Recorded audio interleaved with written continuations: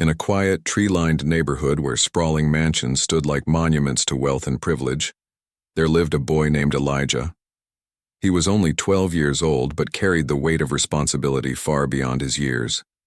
His grandmother, who raised him after his parents passed away when he was just a toddler, worked tirelessly as a seamstress to make ends meet. They lived in a small rented house on the edge of the neighborhood, a place that felt worlds apart from the opulent homes surrounding them. Elijah didn't mind their modest life. He found joy in simple things: reading books borrowed from the library, sketching pictures with pencils gifted by kind neighbors, and listening to music on his grandmother's old radio. But what fascinated him most was the piano. Ever since he was little, he'd been drawn to its sound, the way it could be soft and soothing one moment and powerful and dramatic the next. Unfortunately, owning a real piano was out of the question for someone like Elijah. Instead, he taught himself how to play using an app on his grandmother's phone, practicing late at night when the house grew silent. One sunny Saturday afternoon, Elijah set out to run errands for his grandmother. She needed thread and buttons from the fabric store, which was located near the heart of the wealthy part of town. As he walked through the streets lined with towering gates and manicured lawns, Elijah couldn't help but admire the beauty of the area. It wasn't jealousy that filled his heart, it was curiosity. He wondered what it would feel like to live in such luxury, to wake up every morning surrounded by comfort and abundance. As he approached a particularly grand estate, Elijah noticed something unusual. The gate was wide open, and a sign outside read "Open House Event Today." Music drifted through the air, classical music, rich and elegant. Intrigued, Elijah stepped inside. No one stopped him. Perhaps they assumed he belonged. The mansion was breathtaking, with marble floors, crystal chandeliers, and walls adorned with paintings that looked like they belonged in museums. But none of these extravagances caught Elijah's attention as much as the source of the music. In the center of a large room sat a magnificent grand piano. Its polished surface gleamed under the sunlight streaming through tall windows. Behind the keys was a boy about Elijah's age, dressed in neatly pressed clothes. This was Caleb, the son of the mansion's owner. Caleb played with skill, his fingers dancing across the keys with practiced ease. People gathered around him, clapping politely whenever he finished a piece. Elijah watched from the doorway, mesmerized. He had never seen a real piano up close before, let alone heard someone play it so beautifully. When Caleb paused between songs, Elijah hesitated for a moment before stepping closer. The temptation was too great. He wanted to see the instrument more clearly, to understand how it worked. Slowly, he reached out his hand toward the piano, his fingertips brushing against the cool, smooth surface. Before he could pull back, a sharp voice cut through the air. "What do you think you're doing?" Caleb demanded, glaring at Elijah. Everyone in the room turned to look. Elijah froze, his cheeks burning with embarrassment. "Do you even know how much this thing costs?" Caleb continued, his tone dripping with mockery. "You probably don't even know how to play." The crowd shifted uncomfortably, some whispering behind their hands while others chuckled nervously. Elijah felt small, like everyone's eyes were judging him not just for touching the piano but for daring to exist in a space meant for people like Caleb. He opened his mouth to apologize or explain himself, but no words came out. Caleb wasn't done yet. "Come on, everyone," Caleb said loudly, addressing the room. "Let's give him a round of applause for trying so hard." His sarcastic tone made several people laugh outright, though a few exchanged uneasy glances. Elijah's chest tightened. He wanted to run, to escape the humiliation, but his feet felt rooted to the spot. Despite the laughter and jeers, something inside Elijah refused to break completely. He thought about all the hours he'd spent teaching himself to play, the countless nights he'd stayed awake perfecting each note on his tiny phone screen. He thought about his grandmother, who always told him, "Never let anyone tell you you're less than you are." And he thought about the music itself, the thing that had brought him here in the first place. For a brief moment, anger flared within him. Not at Caleb, but at the unfairness of it all. Why should anyone be mocked for wanting to learn, for wanting to create something beautiful? Taking a deep breath, Elijah straightened his shoulders and looked directly at Caleb. There was a fire in his eyes now, a determination that hadn't been there before. "I can play too," he said, his voice steady despite the nervous tremor, threatening to betray him. The room fell silent. Caleb blinked, clearly taken aback. Then a smirk spread across his face. "Oh, really?" Caleb replied, crossing his arms. "Prove it." The challenge hung in the air, heavy and undeniable. Some guests leaned forward, curious to see what would happen next. Others whispered among themselves, speculating whether Elijah was bluffing. Even Caleb seemed unsure now, though he tried to mask it with arrogance. Elijah knew he had two choices: walk away and let the mockery win, or sit down at the piano and show them exactly who he was. Without another word, Elijah moved past Caleb and took a seat at the piano bench. His heart pounded in his chest as he placed his hands over the keys. For a fleeting second, doubt crept in. What if he messed up? What if they laughed even harder? But then he remembered why he loved music in the first place. It wasn't about impressing others. It was about expressing something deeper, something true. As his fingers hovered above the keys, Elijah closed his eyes and focused. He blocked out the faces watching him, the whispers filling the room, and the weight of expectation pressing down on him. All that mattered now was the music, and with that thought he began to play. Elijah's hands trembled slightly as he placed them on the piano keys. The polished surface felt foreign under his fingers, so different from the flat, unresponsive screen of his grandmother's phone. For a moment he hesitated, overwhelmed by the enormity of the situation. Every pair of eyes in the room was fixed on him, waiting to see what he would do next. Would he stumble and confirm their doubts? Or would he rise above the mockery and prove himself? Taking a deep breath, Elijah closed his eyes. He let the tension in his body ease, focusing instead on the music that had lived inside him for years. It wasn't perfect. His training had been piecemeal, self-taught, and limited, but it was real. And right now, that was all that mattered. With a quiet resolve, he began to play. The first notes rang out softly, almost hesitantly, as if testing the waters. It was Chopin's Nocturne in E-flat major, a piece Elijah had painstakingly learned note by note from videos online. He remembered watching those tutorials late at night, pausing and rewinding endlessly until he could replicate each chord and melody. At the time, he never imagined he'd have the chance to play it on a real piano, let alone in front of an audience. But here he was, and there was no turning back. As the music unfolded, something remarkable happened. Elijah's nervousness faded, replaced by a sense of calm determination. His fingers moved across the keys with surprising confidence, coaxing sounds that were delicate yet powerful. The rich tones of the grand piano filled the room, wrapping everyone present in a spellbinding embrace. What started as tentative exploration quickly transformed into a performance brimming with emotion and soul. The guests, who had initially gathered around to mock or sneer, found themselves drawn in by the music. Conversations ceased, laughter died down, and even the faint rustle of fabric seemed to vanish. All that remained was the haunting melody flowing effortlessly from Elijah's fingertips. Some people leaned forward, their expressions shifting from skepticism to astonishment. Others exchanged glances, silently acknowledging the undeniable talent unfolding before them. Caleb, who had been standing nearby with crossed arms and a smug grin, watched Elijah with growing disbelief. His initial amusement gave way to confusion, then awe. How could this boy, this outsider who didn't belong in this world of wealth and refinement, play with such depth and feeling?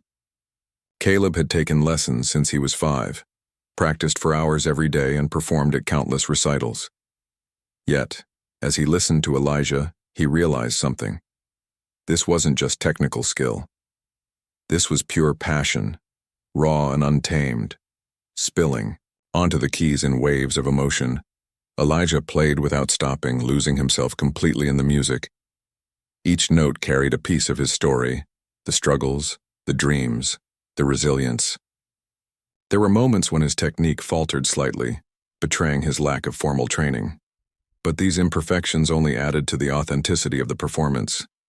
It was clear that Elijah wasn't playing to impress. He was playing because he had to.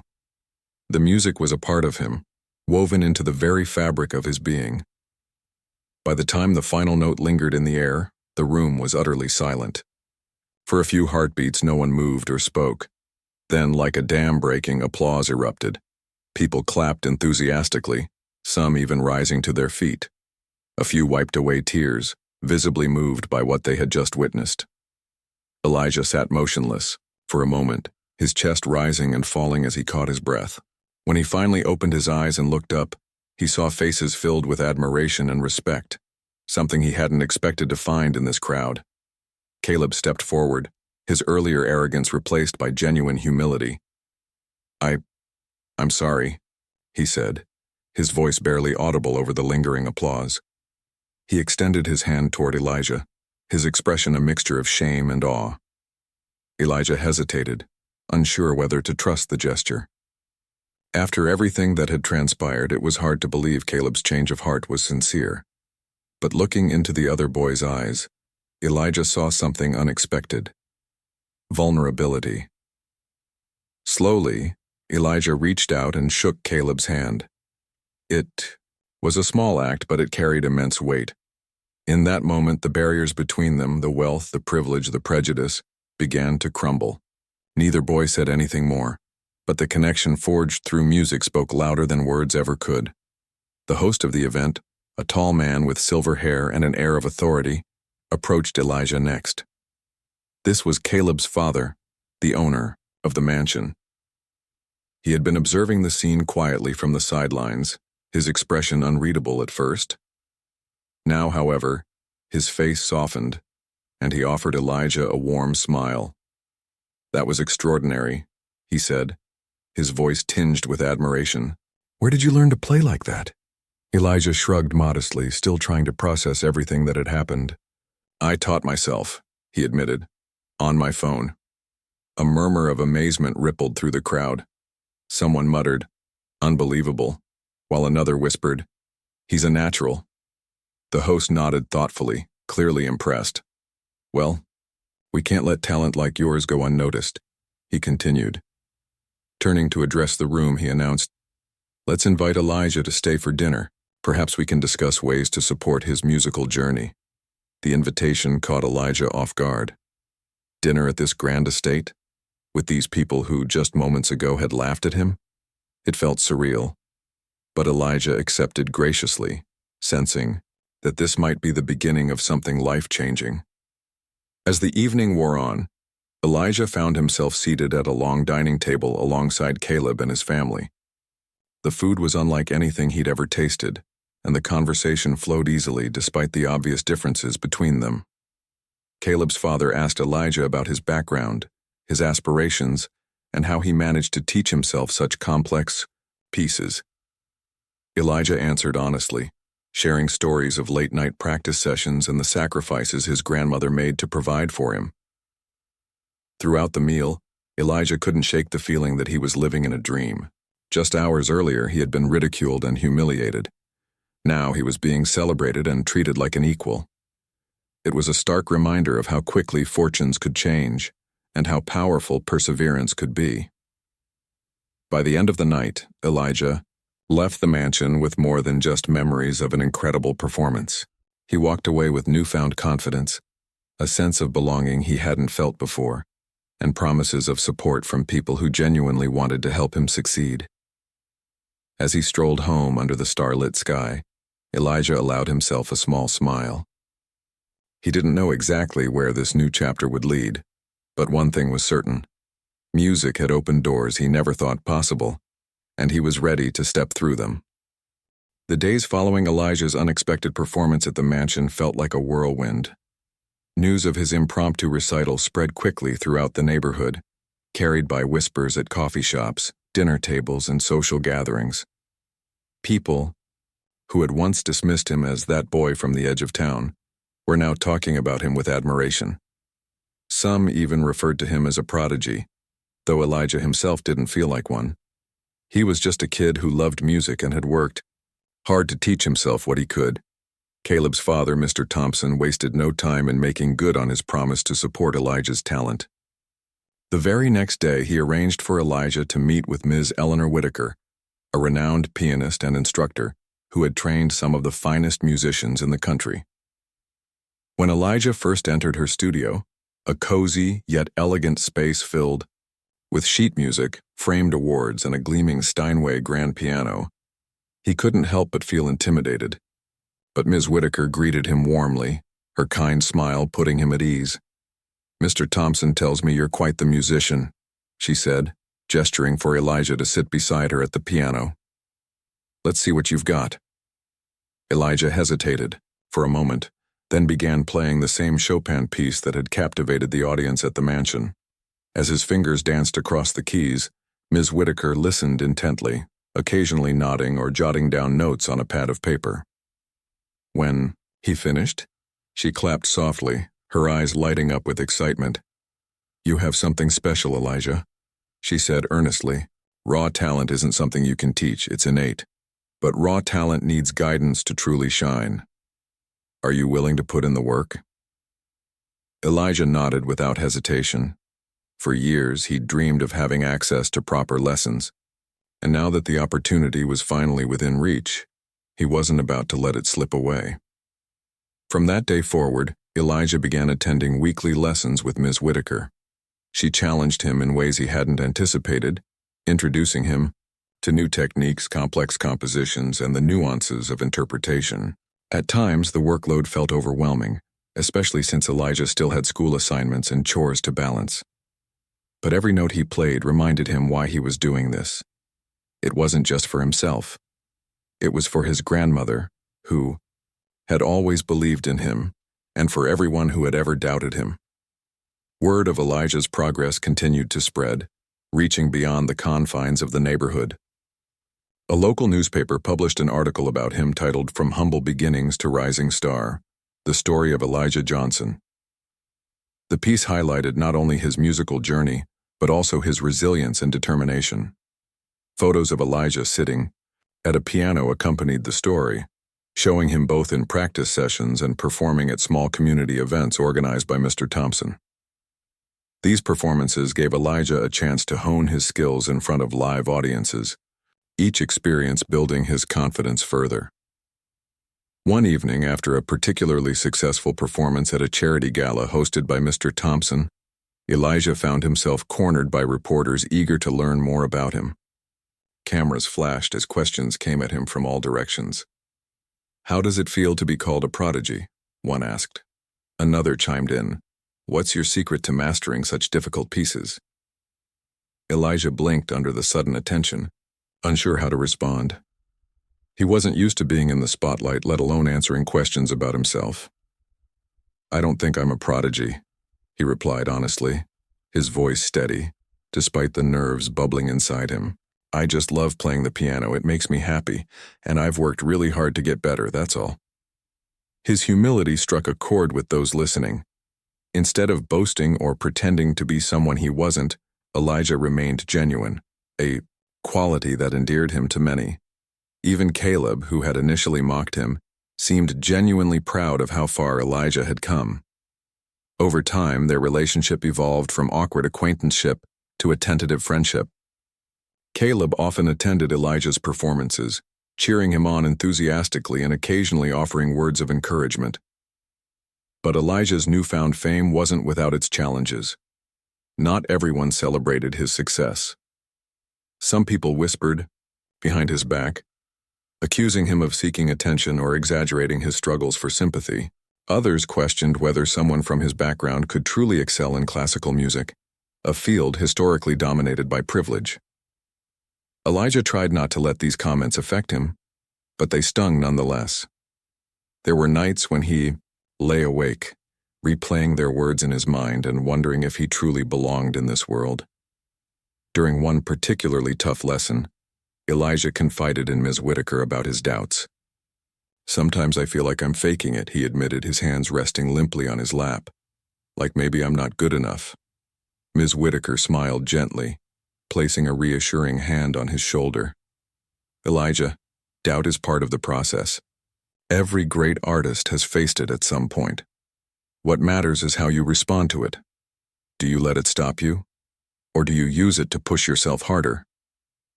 Her words resonated deeply with Elijah. He realized that perfection wasn't the goal. Growth was. Each mistake, each critique, each sleepless night spent practicing was a step toward becoming the musician he aspired to be. With renewed determination, Elijah threw himself into his studies, determined to silence his inner critic and prove his detractors wrong. As the months passed, Elijah's talent blossomed under Ms. Whitaker's guidance. He tackled increasingly, challenging pieces from Beethoven's Moonlight Sonata to Debussy's Clair de Lune, each performance earning him more acclaim. His name became synonymous with perseverance and passion, inspiring others in ways he never imagined. Local schools invited him to speak to students about following their dreams, while community centers held fundraisers to support his education. Through it all, Elijah remained grounded, never forgetting where he came from. On weekends, he visited his grandmother, sharing snippets of his latest practices and recounting stories from his growing list of performances. She listened with pride, her eyes glistening with tears whenever he thanked her for believing in him. "You've done all the hard work, my boy," she would say, patting his hand affectionately. "I'm just glad I got to watch you grow." Elijah's journey was far from over, but he knew he was on the right path.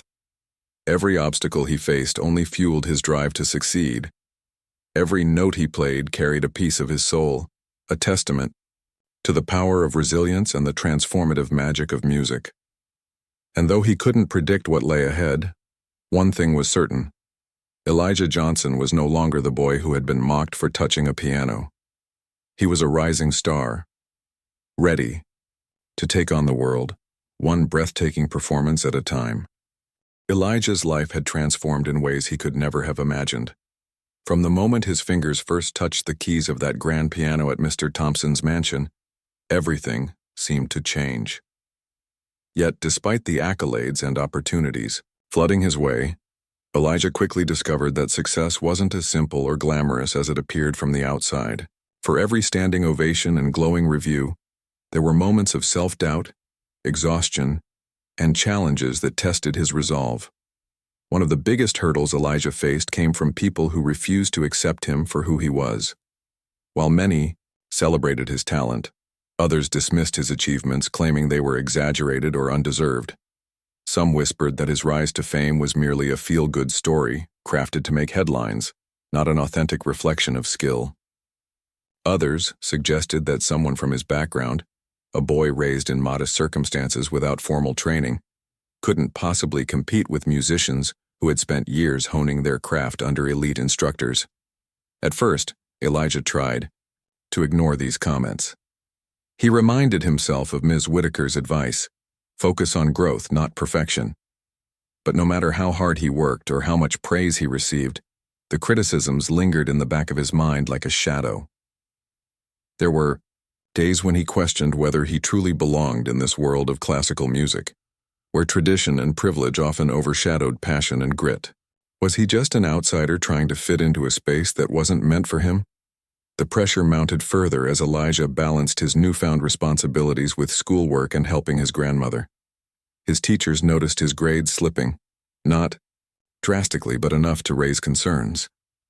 "Elijah, you're clearly talented," his math teacher said one afternoon after class, "but don't lose sight of your education.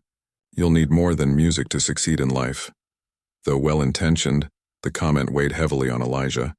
It felt like another reminder that he was walking a tightrope, constantly juggling dreams and reality.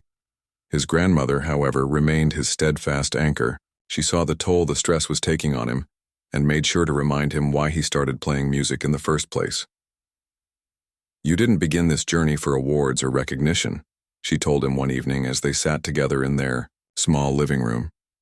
"You played because it made your heart sing. Don't let anyone take that joy away from you." Her words struck a chord deep within Elijah. He realized that somewhere along the way, he had begun measuring his worth by external validation instead of staying true to himself. Music had always been his escape, his way of expressing emotions words couldn't capture. If he lost that connection, What would be left? Determined to reclaim his love for music, Elijah threw himself into practice with renewed purpose. Through Ms. Whitaker's guidance, he tackled increasingly complex pieces, pushing past technical difficulties and emotional barriers. Each session became a battle, not against others, but against his own fears and insecurities. Slowly but surely, Elijah began to silence the doubts that plagued him, replacing them with confidence born from discipline and perseverance. Meanwhile, Caleb continued to play an unexpected role in Elijah's journey. Their relationship had evolved, from strained acquaintanceship to genuine friendship. Caleb, once so quick to mock Elijah, now found himself inspired by his dedication and humility. "I've been playing piano since I was 5, Caleb admitted during one of their conversations. "But I don't think I've ever loved it the way you do. Watching you perform, it's like the music is alive inside you." Elijah smiled, appreciating the compliment. "It's not about being better than anyone else," he replied. "It's about finding something that makes you feel whole. For me, that's music." Caleb nodded thoughtfully, and over time, he became one of Elijah's biggest supporters. He attended nearly every performance, cheering loudly and introducing Elijah to friends and family members who shared his admiration. Together, they formed an unlikely duo, two boys from vastly different worlds brought together by a shared appreciation for art and resilience.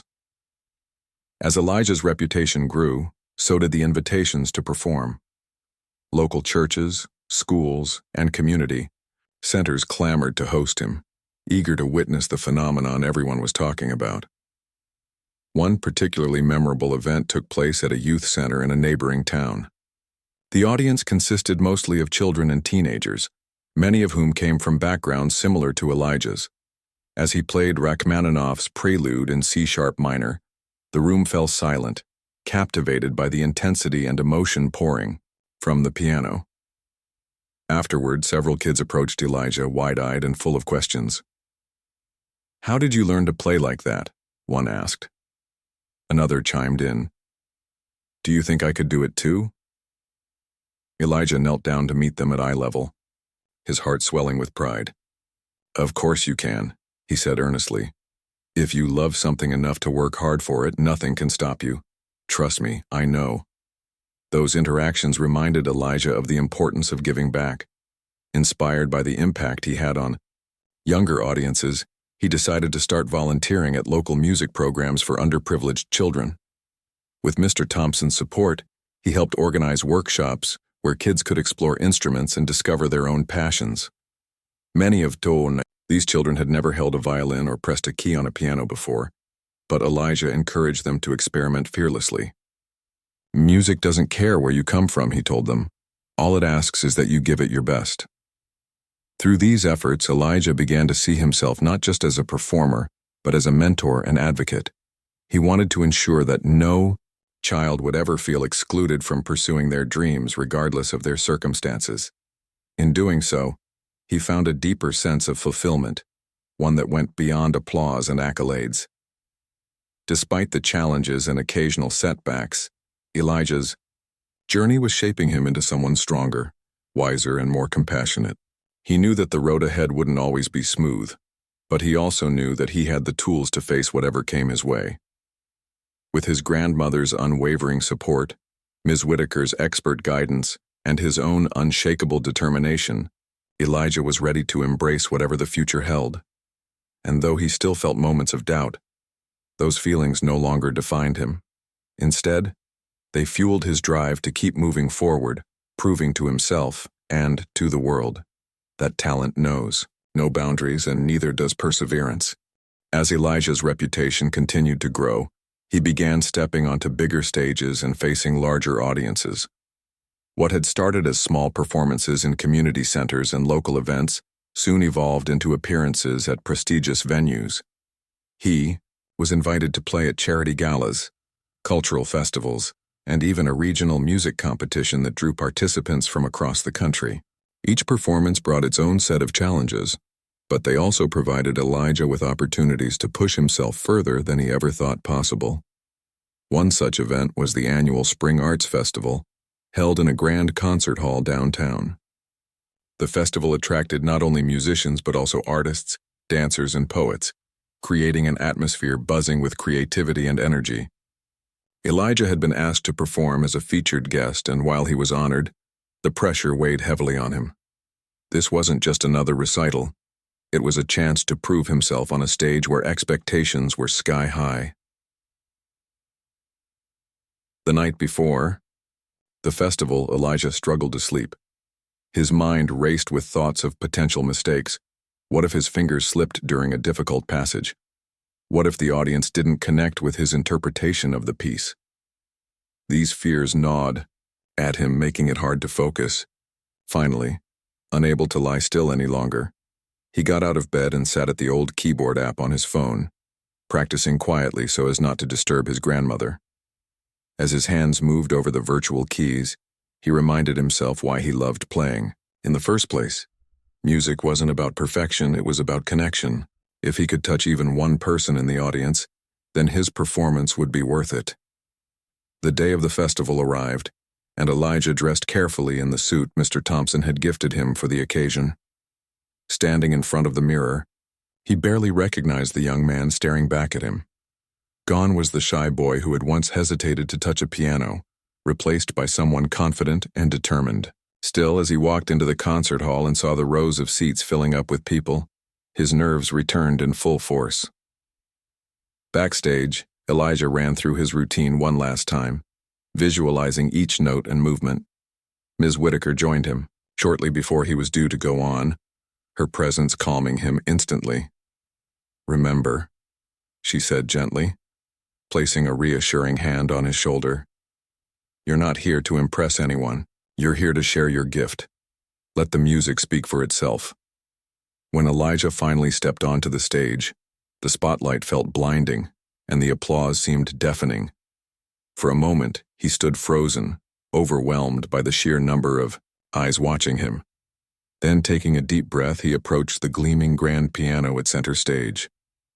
As he sat down and placed his hands on the keys, the noise faded away, leaving only silence and the weight of anticipation. Elijah chose to play Liszt's La Campanella, a technically demanding piece known for its rapid runs and intricate melodies. It was a bold choice, especially given the high stakes, but Elijah wanted to challenge himself.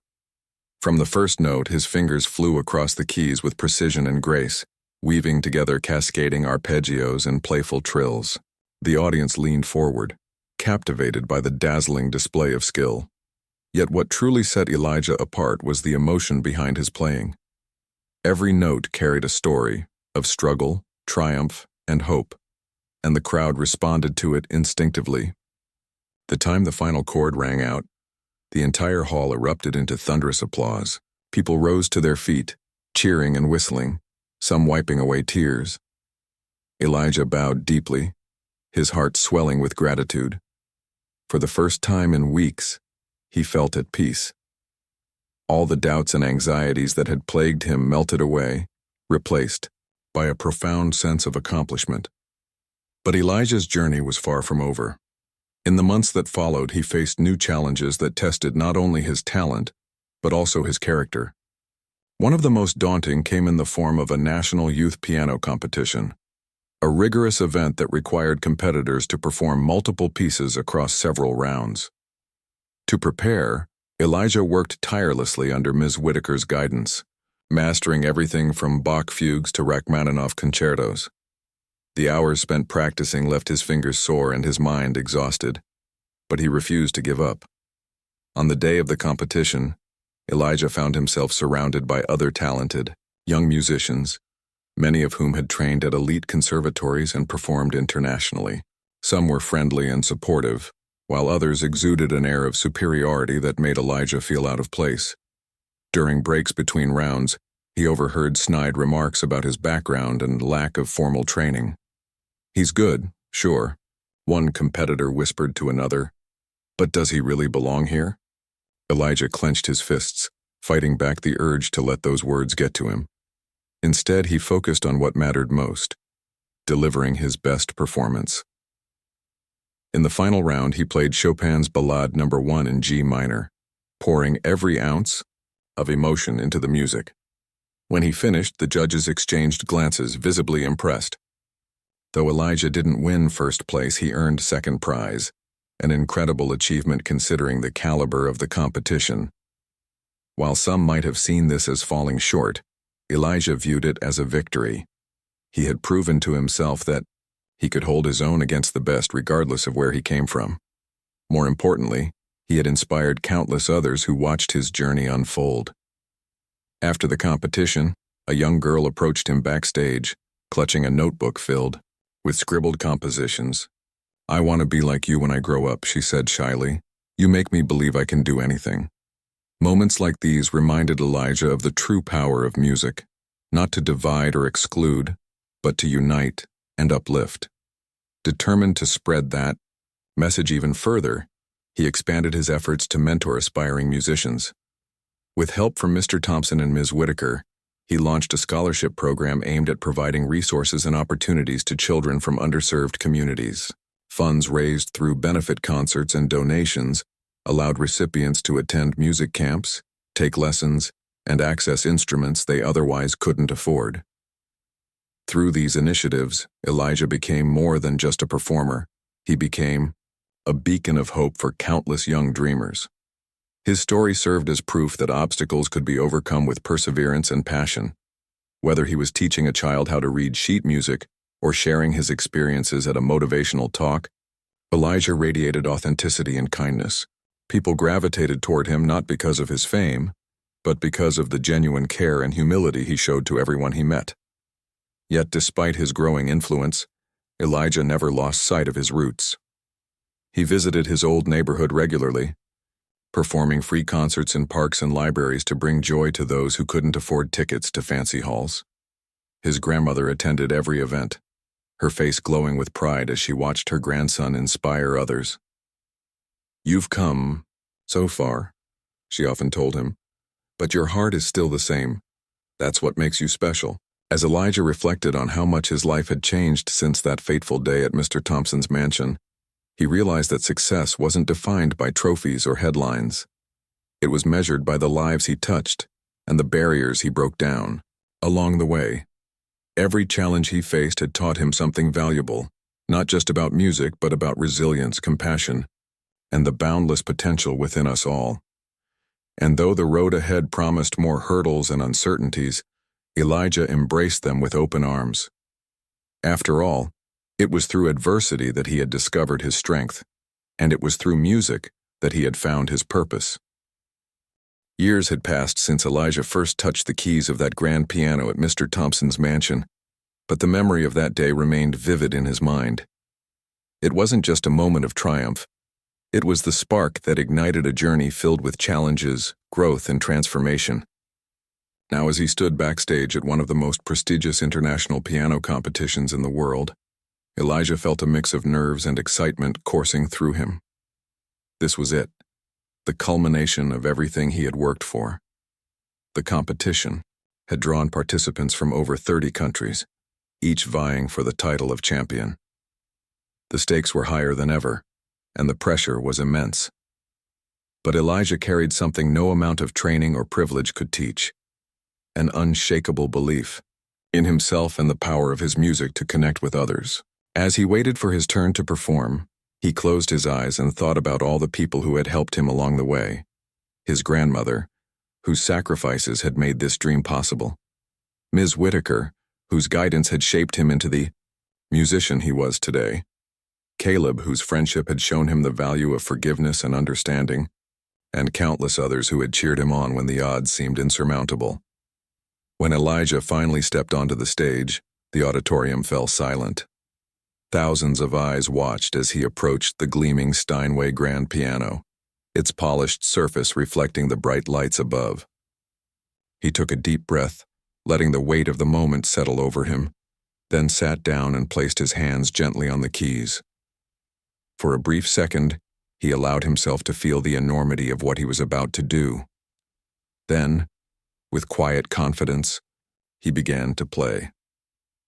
Elijah had chosen Rachmaninoff's Piano Concerto No. 3, often considered one of the most technically demanding pieces in the classical repertoire. From the opening notes, his performance commanded attention.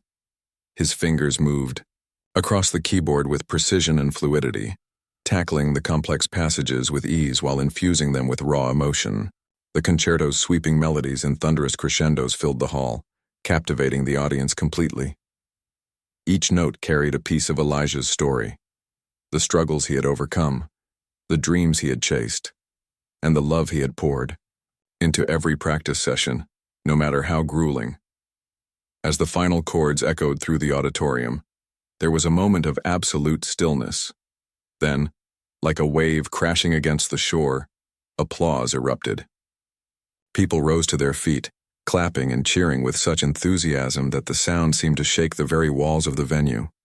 Tears streamed down some faces, while others simply stared in awe, unable to believe what they had just witnessed. Elijah bowed deeply, his heart swelling with gratitude. He hadn't come here seeking validation, but knowing that his music had resonated so deeply with others filled him with a profound sense of fulfillment. Later that evening, the results were announced. When the host called out Elijah's name as the winner, the crowd erupted once again. Stepping forward to accept the trophy, Elijah felt a rush of emotions: pride, joy, relief, but also humility. He knew this victory wasn't just his own. It belonged to everyone who had believed in him, supported him, and inspired him to keep going even when the path ahead seemed impossible. In his acceptance speech, Elijah spoke from the heart. "I never imagined I'd be standing here today," he began, his voice steady despite the whirlwind of emotion swirling inside him. "Growing up, I didn't have much. My family struggled to make ends meet, and opportunities like this felt like distant dreams. But I had two things that kept me going: my love for music and the unwavering support of those around me." He paused, looking out at the sea of faces before him. "To my grandmother, who taught me the value of hard work and resilience, you are my hero. To Ms. Whitaker, who saw potential in me when I doubted myself, you gave me wings. And to Caleb, who once mocked me but later became my friend, thank you for showing me that we can rise above our differences and find common ground." Elijah's words earned a standing ovation, not just for his talent but for the message he conveyed, that perseverance and passion can transcend any obstacle. News of his victory spread rapidly, making headlines around the world. Articles praised him not only for his technical brilliance, but also for his inspiring journey and commitment to giving back. Elijah became a symbol of hope for underprivileged children everywhere, proof that talent knows no boundaries and that determination can open doors once thought closed. Back home, Elijah's community celebrated his success with a parade and a special ceremony honoring his achievements. Friends, neighbors, and strangers alike gathered to cheer him on, holding signs that read, "We're proud of you, Elijah," and "Music unites us all." His grandmother, seated front and center, beamed with pride as Elijah addressed the crowd. "This is not just my victory," he said. "It belongs to all of us. Because if I can achieve this, anyone can. All it takes is believing in yourself and having people who believe in you too." With his newfound platform, Elijah dedicated himself to expanding the music programs he had started years earlier. He partnered with organizations to provide scholarships, instruments, and mentorship to children from underserved communities. Concert halls that had once seemed inaccessible now welcomed these young musicians, thanks to Elijah's advocacy and leadership. He traveled extensively, performing benefit concerts and speaking at schools to inspire the next generation of artists. One particularly memorable visit took him to a small town much like the one where he grew up. There, he met a group of children practicing on donated keyboards in a makeshift classroom. Their teacher introduced Elijah as a role model, explaining how his story had motivated her students to pursue their passions despite limited resources. Afterward, Elijah spent hours teaching and encouraging the kids, sharing tips and stories from his own journey. One boy, barely 8 years old, shyly asked, "Do you think I'll ever be as good as you?" Elijah knelt down to meet the boy's gaze. "You don't have to be as good as me," he replied with a warm smile. "Just be the best version of yourself. Work hard, stay curious, and never stop believing in your dreams. That's all that matters." Over time, Elijah's legacy extended beyond his performances and accolades. He became a voice for change, advocating for greater access to arts education and challenging stereotypes about who could succeed in classical music. His story reminded people that greatness isn't defined by wealth or privilege, but by the courage to follow your heart and the willingness to lift others as you climb. Years later, when Elijah looked back on his life, he realized that the true measure of his success wasn't the trophies or titles. It was the lives he had touched and the barriers he had broken down. Music had taken him from a modest rented house on the edge of town to the grandest stages in the world, but it had also brought him closer to humanity. Through every note he played, he shared a piece of himself, creating connections that transcended language, culture, and circumstance. And though Elijah continued to evolve as a musician and a person, one thing remained constant: his belief in the transformative power of music. It had saved him during his darkest moments, given him purpose when he needed it most, and allowed him to inspire countless others along the way. As he sat at a piano late one evening, playing softly for no one but himself, Elijah smiled. He had come so far, yet he knew his journey was far from over. After all, music wasn't just something he did, it was who he was. And as long as he lived, he would use it to bring light, hope, and unity to the world.